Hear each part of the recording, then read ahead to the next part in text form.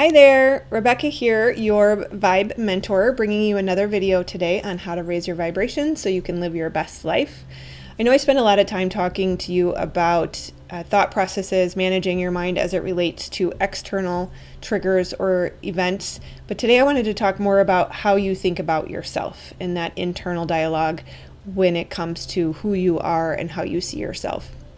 It's not enough to just have that one moment in the morning where you say, hey, you're having a great hair day, or really like your outfit. That's great. It's really good to start your day that way. But how often throughout the day are you integrating this habit and practicing this, celebrating the small wins? So if you have a great moment with your child and you mentored them very well, or you gave a great presentation, or you played a game of baseball, ultimately you lost the game, but you had that home win. Do you take the time to celebrate the win, or do you focus just on the lost game? We really need to start cultivating the practice of celebrating the small wins regularly throughout the day. Even if you just smiled at someone as they walked by, and you can tell that you share positive energy when you give them a smile, especially in the corporate world when you get that really long hallway and you're both coming at each other and it's awkward because you're too far to talk, but you're not close enough to say hi, and so you don't want to have too much time in there. Just share a smile and then celebrate that. Celebrate that you put positive energy out into the world. I can certainly relate to self-criticism, and sometimes we, especially as type A perfectionist people, we think that it's positive, that it's going to help us get ahead or get better to be critical. And in some cases it can be positive. Certainly at my lowest state in my life, I was 16 years old, having just escaped a narcissistic biological father and physically abusive stepfather, only to move in with my boyfriend who lived in his mom's trailer. And we were sustaining ourselves living off of white bread and Kool-Aid and doing drugs. And it literally was my lowest point. But the point is, self-criticism in that moment was absolutely critical. It was that necessary self-reflection that said, you need to get your shit straight, pull yourself up by your bootstraps and do something, or you're going to have a crappy life. And so, as with most bad habits, they come from a place of necessity.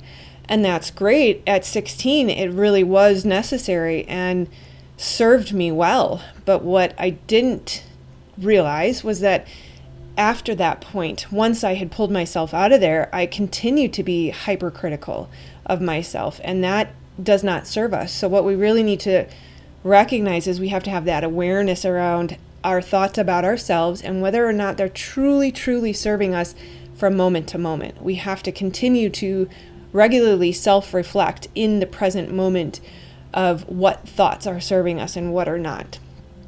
So yeah, it was helpful. I ended up obviously doing something with my life and making a nice career for myself. And, from white bread and Kool-Aid to a six-figure career, it's a big difference. And it wouldn't have happened without that self-reflection. But at the same time, now there's a plateau because that criticism is still there to some extent. And I have not practiced celebrating the small wins and being a cheerleader. So it's time to start doing that. So hopefully you guys will start doing this with me.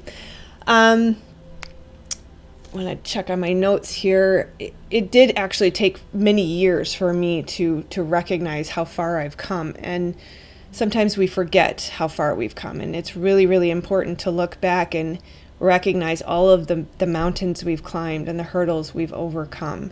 Give yourself that fuel. You really do energize yourself, and you become more resilient and you become more capable. It seems counterintuitive, but the more you praise yourself, the more confidence you build and the more ability to withstand the next challenge you actually do have. And I would never give up those moments. I would certainly never wish my childhood on anyone, but it is because of those moments that I am strong enough to be able to handle anything in life. Literally nothing can take me down now. And from those challenges comes the right to to cheer myself on, to have positive thoughts to say, wow, you did good. You know, pat yourself on the back. Tony Robbins will tell you that actually does wonders for your confidence and building up energy to continue forward. We have to be our own biggest fans, and we have to remember that we attract what we are.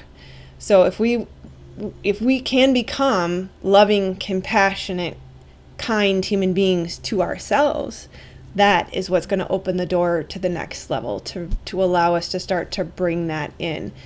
If we keep experiencing narcissistic relationships, abusive relationships, we really have to take a look at our internal dialogue, especially towards ourselves. In general, I would say beliefs are probably issues. Check the other videos I've made on those. But for the sake of today, we really need to focus on that self-talk. And so we are creating from the inside out. And so we need to make it a habit. Do this together the next couple weeks. Every hour, practice saying nice things to yourself, recognizing your wins, celebrating your wins, being your own cheerleader, at least once an hour, and maybe even things per hour. Set an alarm so that you can remember to do this, whatever works for you. If it's an hour, 3 hours, make it a regular occurrence throughout your day.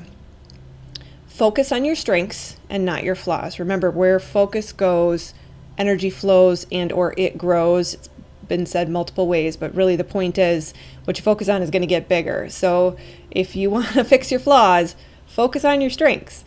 It seems counterintuitive, but that's what we need to practice. And it has been scientifically proven it can take up to 21 days to start a habit, but it's actually 90 days to really ingrain the habit. And that comes from Dr. Carolyn Leaf, who will talk about the dendrites in the brains. They literally look like tree structures.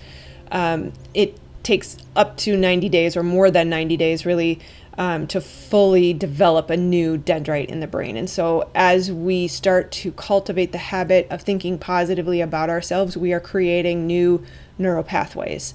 And so I would commit personally, I'm going to commit to every day forever. But if you can commit to at least 21, if not 90 days of this setting an alarm to make it a habit, by the time you get through it, it's going to become second nature and you won't even have to think about it anymore. The more positive you look for, the more positive you will find. The more you find, the more you create. The more you create, the more you will give. The more you give, the more you will receive. It's cyclical, just like everything in life. So if you want love, if you want to feel good about yourself, give yourself the love. So give love to find love. I just want to give a shout out to my coach, Julie. She's a Tony Robbins coach. God bless her soul. She is the most amazing woman. Julie, if you ever see this, I am eternally grateful. You've definitely been there when I needed someone most. But she is always reminding me to celebrate the wins. And she did it just this morning. And she is always in my corner. She says that too. You know, I'm in your corner. I'm here for you. And she's my cheerleader. And she reminds me how I need to be for myself. And she's modeling that positive behavior. So we all need a coach. We all need a cheerleader. Be your own cheerleader. You can do this, and it will amplify the positive return 1,000-fold if you can keep up the habit. So do this with me, and let me know how it goes. Pull your